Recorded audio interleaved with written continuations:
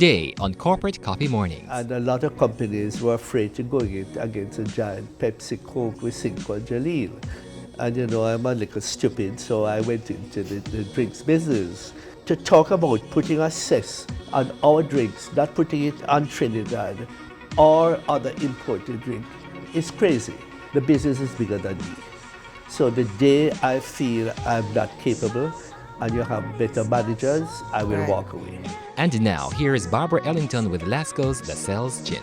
Thank you for joining us on Corporate Coffee Mornings today, Mr. Chin. Thank you, Barbara. I'm very impressed with your room. I mean, it's so warm and so impressive. Thank you. You have a very, well, not exactly warm, a very cool product that's taking Jamaica by storm. Thank you, Tell me about iCool. Where did that idea come from? That was so exciting, Barbara. We know, we decided that the drinks business is a big business. Right. And a lot of companies were afraid to go against a giant Pepsi, Coke with Cinco and Jaleel. And I'm a little stupid, so I went into the drinks business.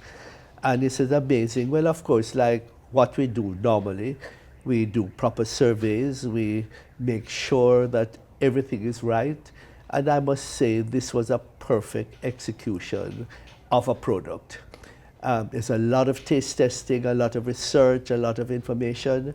And when we did it, of course, the advertising was excellent and was very costly. And no other managers would agree to pay that sum, but I'm the one who pushed it along.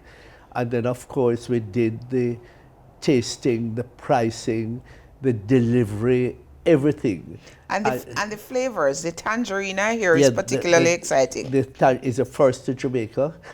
And of course, we have, the fruit punch, which other large international companies have. And I must say, ours tastes 10 times better without any exaggeration. So you have some new flavors to come on stream. The problem, do you have a timeline for those? We have them right now, but we can't come on because we have the advantage and disadvantage of this product. The disadvantage is that our products are literally killing us. They're blackmailing us. If we don't come in their store with iCool, they don't want to buy anything else, they don't want to pay us. So we are really under pressure and we are working 24 hours a day. But just this month we have doubled production. Yes. And I still have a feeling that's not enough. So that's why we have to look at the expansion. But before we go to the expansion, tell me about the cess, the recent announcement of that cess that is supposed to come into your sector. We were so excited about the drinks, and what really happens in 2013, Trinidad sent in $20 million worth of these drinks. Last year, it increased to $32 million.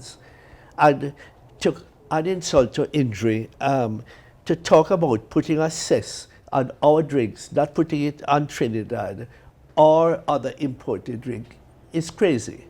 And the whole principle of the thing is to put a duty on raw material, which never happens. And what message are you sending to manufacturers who want to expand? And what about the foreign investors? Are you hopeful that it will be withdrawn? Well, if they don't withdraw it, it will be suicide. But on the good side, though, is that you're expanding. I see big things happening at White Marl. Well, so where have you reached, and how much further are you going to go? The whole expansion, we thought, because I hate to spend money in building, which is not producing, but we have not enough space. So this comes in like, it's a continuous expansion. Right. I draw the analogy like Miami Airport. You're continuous expansion, it never stops. So we have to continue building because of the whole volume that we're selling. And I will tell you, Barbara, iCool is just one story. Yes. We are many more stories coming in the powder section. There are 4 more new products coming. In the liquid, there are many more products. So it really, I think we are doing well, not only for ourselves, but for Jamaica. We're setting the example of the type of continuous expansion that can happen. and will kickstart the manufacturing sector, which has been really declining. But you're not just manufacturing, you're also exporting, and now you're in 20 countries. Yes. Do you plan to expand?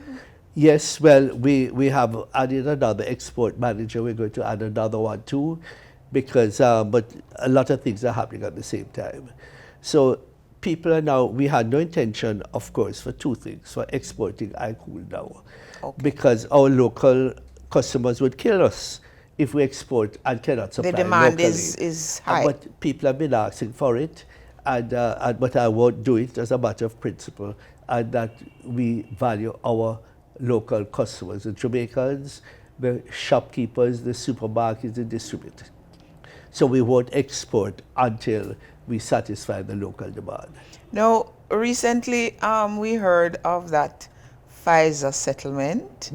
Do you know yet when you're gonna actually get that big check in hand? Well, that's another gem. I won't tell you the figure, but you know, the philosophy, the more you ask for is the more you'll get. And of course, Barbara, that one is, you can imagine amlodipine is 38% of Jamaicans have hypertension. That's right. And most of them are very poor people. You have to take that pill every day.